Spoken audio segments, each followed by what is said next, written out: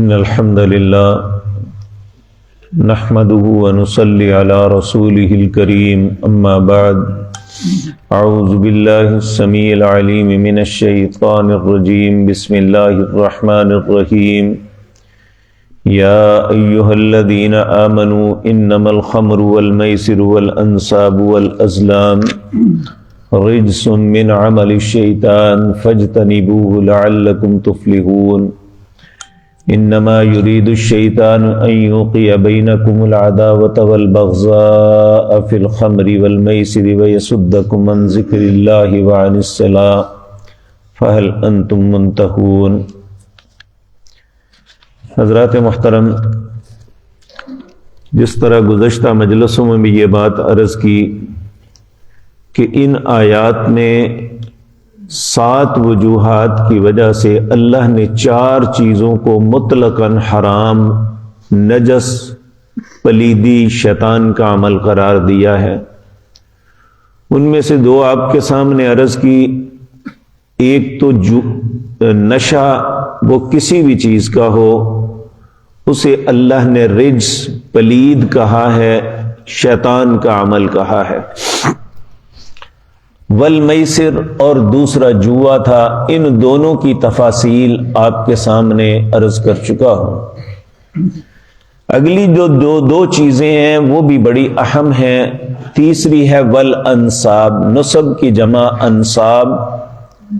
یہ اس جگہ کو کہتے ہیں کہ جاہلیت کے اندر جو لوگ بتوں کو پوجتے تھے، جہاں ان کا معبد خانہ بت خانہ ہوتا، اس جگہ جا کے اپنے جانوروں کو ذبح کرتے ان بتوں کے تقرب کے لیے۔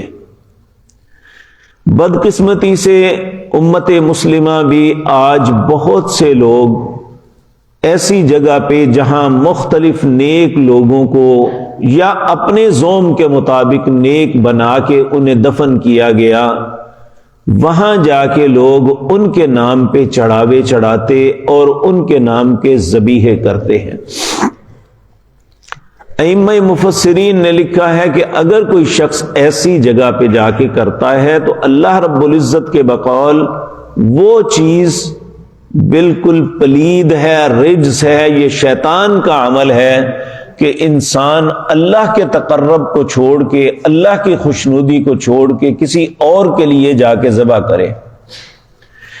یہاں بعض لوگ یہ کہتے ہیں کہ لو جی وہاں جا کے اللہ کے نام پہ کرتے ہیں، تو ائمہ مفسرین اس بات کو لکھتے ہیں کہ اگر کوئی ایسی جگہ پہ جا کے ذبیحہ کرتا ہے، بے شک وہ نام اللہ کا لیتا ہے، لیکن اس کی نیت تقرب لغیر اللہ ہے، یعنی اس بزرگ کی قرب حاصل کرنے کے لیے وہاں جا کے کیا گیا ہے، تو وہ بھی اسی طرح حرام ہے جس طرح جوا اور نشہ حرام ہے۔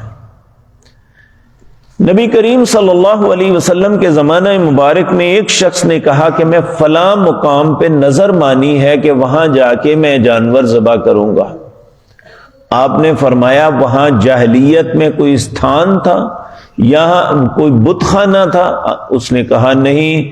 آپ نے فرمایا کوئی لوگ اس کے متعلق تقدس کا اپنے دل میں جذبہ رکھتے ہیں؟ کہنے لگا نہیں۔ کہا کوئی اور ایسا معاملہ؟ کہا نہیں۔ آپ نے فرمایا پھر جا کے کر لو۔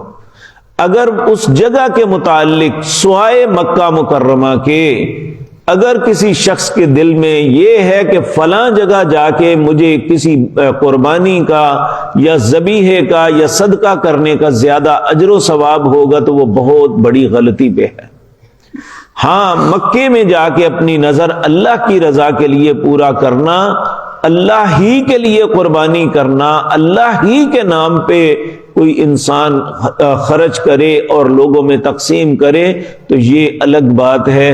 اللہ کے علاوہ غیر کے نام پہ ایسا کرنا حرام ہے۔ اور چوتھا فرمایا والازلام۔ اس زمانے میں ہوتا تھا کہ سامنے نمبر لگا دیے جاتے تھے، تیر پھینکتے، جس نمبر پہ لگا وہ قسمت، اپنی قسمت کے لیے ایسا کرتے کہ اگر بعض اوقات ایک شخص اس نے خرچ کچھ بھی نہیں کیا، ایسے نمبر پہ لگ گیا کہ اسے پورا جانور ہی مل گیا، تو آج یہ لاٹری سسٹم ایسا ہے کہ مختلف کوپن خرید کے اس میں انسان شامل ہوتا ہے تاکہ قسمت آزمائی کرے، شاید اس کی لاٹری نکل آئے اور اس کے دن پھر جائیں۔ یہ بھی اسی طرح رجس پلید ہے، من عمل الشیطان، شیطان کا عمل ہے۔ اب یہ چار چیزیں سامنے آئی، پہلے الخمر، ہر قسم کا نشہ، والمیسر، جوا کسی بھی طرح کھیلا جائے، تیسرا غیر اللہ کے نام پہ ذبح کرنا یا غیر اللہ کے نام کی نظر و نیاز جا کے دینی، یہ بھی اسی طرح رجس پلید ہے، من عمل الشیطان، شیطان کا عمل ہے۔ آپ دیکھیں عمومی طور پہ فقیر آواز لگاتے ہیں نظر اللہ نیاز حسین، نظر بھی اللہ کی اور نیاز بھی اللہ کی ہے۔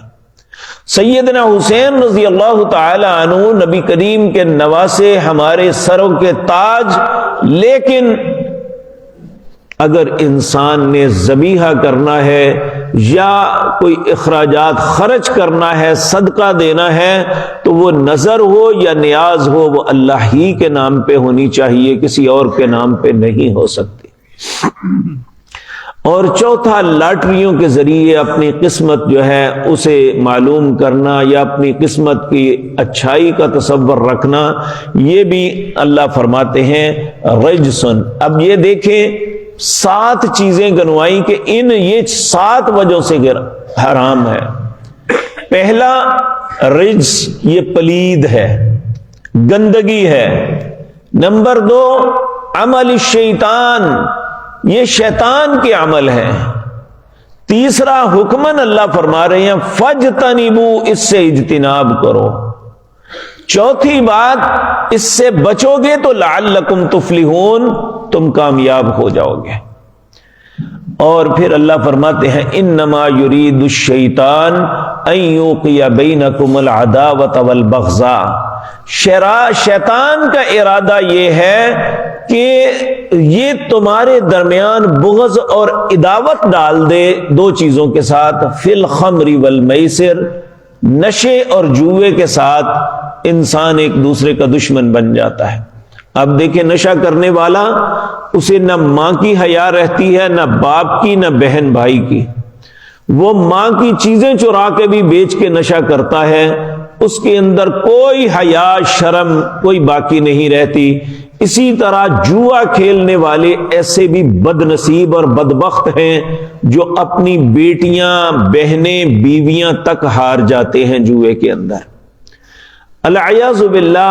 تو اللہ فرماتے ہیں ان کے ذریعے ان یوقع بینکم العداوۃ والبغضاء فی الخمر والمیسر، جوے اور نشے کی وجہ سے یہ شیطان تمہارے دلوں میں بغض اور عناد بھی ڈالتا ہے، وَيَصُدَّكُمْ عَنْ ذِكْرِ اللَّهِ وَعَنِ الصَّلَاةِ، ان کی وجہ سے انسان اللہ کے ذکر اور نماز سے بھی غافل ہو جاتا ہے۔ یعنی نشئی آدمی کو کبھی آپ نے نماز پڑھتے ہوئے نہیں دیکھا ہوگا۔ نشہ کرنے والا یا جوا کھیلنے والا اس کے مقدر میں نہیں کہ وہ اللہ کے سامنے قیام، رکوع یا سجدہ کر سکے۔ وہ چونکہ حرام خور ہے، حرام کھاتا ہے، جوا کھیلنے والا، جوا کھلانے والا، جوئے کے پیسے لینے والا، جوا کھیلنے والوں کی حفاظت کرنے والا، یہ سب اس زمرے میں آتے ہیں، یہ حرام خور ہے۔ اللہ رب العزت ان باتوں سے ہم سب کو محفوظ رکھے۔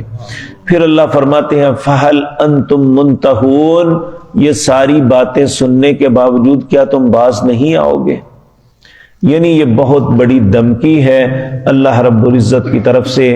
اللہ ہمیں ان چاروں خباثتوں سے زندگی بھر محفوظ رکھے، ہم سب کو حلال اور طیب کو اپنانے کی توفیق عطا فرمائے۔ اقول قولی ھذا واستغفر اللہ۔